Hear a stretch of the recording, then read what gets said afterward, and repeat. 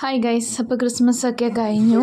ഞാനിതിന് മുന്നേ ഇത് ഷൂട്ട് ചെയ്തതാണ്, പക്ഷേ ഇടാൻ പറ്റിയില്ല. ബട്ട് സാരമില്ല, പിന്നെ നമുക്കിത് നിങ്ങൾക്ക് നെക്സ്റ്റ് ക്രിസ്മസോ ഒരു പാർട്ടിക്കോ ഒക്കെ നോക്കാം. അപ്പോൾ നമ്മൾ ബീഫ് കഴുകി നന്നായിട്ട് വെച്ചിട്ടുണ്ട്.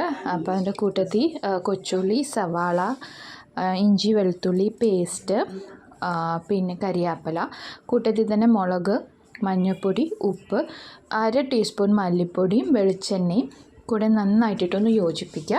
അപ്പോൾ ഇതിൻ്റെ മെയിൻ ഫ്ലേവറിന് തന്നെ കുരുമുളക് പൊടിയാണ്.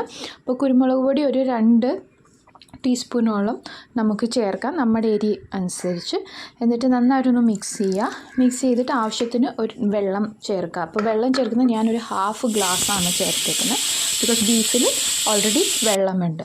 അപ്പോൾ നമുക്കിതൊന്ന് കുക്ക് ചെയ്തെടുക്കാം. ഒരു 8-10 വിസിൽ ആകുമ്പോഴത്തേക്ക് ഇത് വേവും. പിന്നെ ഇതിൻ്റെ കൂട്ടത്തിൽ ഞാൻ ബീഫ് വഴറ്റുന്നില്ല. അതിൻ്റെ കൂട്ടത്തിൽ കുറച്ച് സാധനങ്ങൾ നമുക്കൊന്ന് വഴറ്റി മിക്സ് ചെയ്തെടുക്കണം. അപ്പോൾ വെളിച്ചെണ്ണ ഒഴിക്കാം, കടുകും ഉലുവയും കൂടി ഇട്ടൊന്ന് പൊട്ടിക്കുക, തേങ്ങ കൊത്തിട്ടൊന്ന് വഴറ്റിയെടുക്കുക. അതിൻ്റെ കൂട്ടത്തിൽ ഉള്ളിയും കരിയാപ്പിലയും കൂടി ഇട്ട് ഇതൊരു പിങ്ക് കളറാവണം. ആയി കഴിയുമ്പോഴത്തേക്കും നമുക്കിതൊന്ന് നമ്മുടെ വേവിച്ച ബീഫിൻ്റെ അകത്തോട്ടൊന്ന് ആഡ് ചെയ്ത് കൊടുത്ത് ഒന്ന് ഇളക്കി ഒന്ന് വെച്ച് കഴിയുമ്പോഴത്തേക്കും നമ്മുടെ ബീഫ് കറി റെഡിയാകും. അപ്പോൾ എല്ലാവരും